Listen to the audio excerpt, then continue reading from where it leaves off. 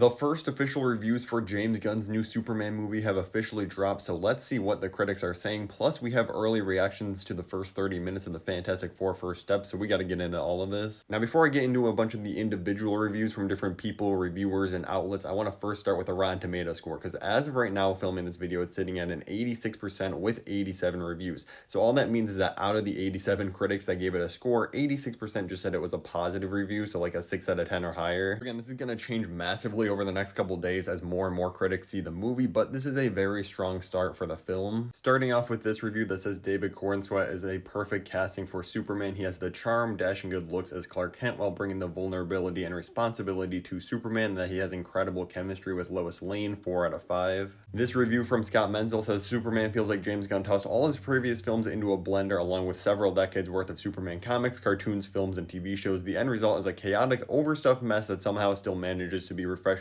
fun, 6 out of 10. The Hollywood Handle calls Superman a film about kindness and hope and knowing who you are. It's the movie that the world needs right now, and it's the best adaptation of the character they've ever seen in their opinion. They say it's a heavily emotional and enjoyable film for the entire family, and they want to highlight the ending of this movie. The final shot had them in tears, and they gave it a 4 out of 5 star rating. Everybody loves the trash on IGN, but they gave the movie an 8 out of 10. They call it wonderfully entertaining, a heartfelt cinematic reset for the Man of Steel, and a great new start for the DC Universe on the big screen. Screen Rant gives the movie a 4.5 out of 5, aka just a 9 out of 10 rating, saying that it launches the DC Universe in spectacular fashion. It's not all just super positive though. Some of the negative reviews, like Entertainment Weekly, saying that they think the casting's incredible, but the movie cannot rise above its overstuffed plot. Similarly, from Discussing Film, I think I wanted to say that, yeah, the movie kind of just throws you into this world with a bunch of superheroes and Superman already having existed for like 3 years in this universe, and that should work, but it ends up feeling very messy in their opinion. They gave the film a 3.5 out of 5. Peter Howell from the Toronto Star, one of the most negative reviews of the film I've seen, saying that writer-director Gunn is brilliant at conjuring spectacle and creating alien realms. What Gunn is not so great at is storytelling. Superman is all over the place, not just geographically, but also narratively. So between the negative and positive reviews, it seems like the biggest takeaway is that, yeah, this movie might be a little overstuffed, a lot of different plot lines and characters and different things going on, so the movie kind of feels messy at times. Dan Merle comes out and says that I should be invested in this version. We get tons of world building looking into the future at the expense of the right now. Here's another positive review that kind of highlights the same thing, saying although overstuffed and uneven, at its best, James Gunn's Superman combines the most admirable attributes of both character and director, resulting in an ambitious, occasionally stirring film that is weirder, nervier, and more thoughtful than most blockbusters. Greasy Film says that David's Superman left him with a giant dumb grin. James Gunn's DCU is ambitious, chaotic, and packed with so much that it borders on bloated, but despite its shortcomings, I walked out very happy and satisfied. That's what she said. He gave it an 8 out of 10. Variety says that James Gunn's Superman is a loopy, emotional reboot that reimagines the Man of Steel as vulnerable and humane, that David shines, Nicholas Holt's Luthor is chilling, and the film's chaos is both its strength and weakness. Jamie Broadnack says it speaks to today's world without abandoning the timeless appeal of Superman's symbol. This story is a timeless classic about purpose, heart, and a hero who inspires, 4 out of 5. A review from Polygon says that James Gunn gives DC Studios' crown jewel a gleaming polish with help from David Cornsweet and Rachel Brosnahan. Again, this is a highlight of a lot of reviews. Just like people calling it messy, everybody seems to love the main 3 actors in this film, saying they did a great job as the characters. So the major takeaway from all these reviews seems to be that the casting across the board is great. So many amazing characters in this movie, although there might be a little bit too many characters and too many things going on in the plot, making it a little bit messy. But ultimately, the tone of the movie really captures what a lot of people want. Lots of really great emotional moments and just heart in this film, and overall, it's really overwhelmingly positive reviews so far. As I mentioned, we also got some early reactions for the Fantastic Four First Steps because they did an early screening in Brazil showing the first 30 minutes of the film. So these reactions are only to the first 30 minutes, but still worth going over. A lot of the early reviews are highlighting that Reed and Sue have a lot of scenes together. They seem to be like one of the primary focuses of this entire movie, more so than like the entire family itself.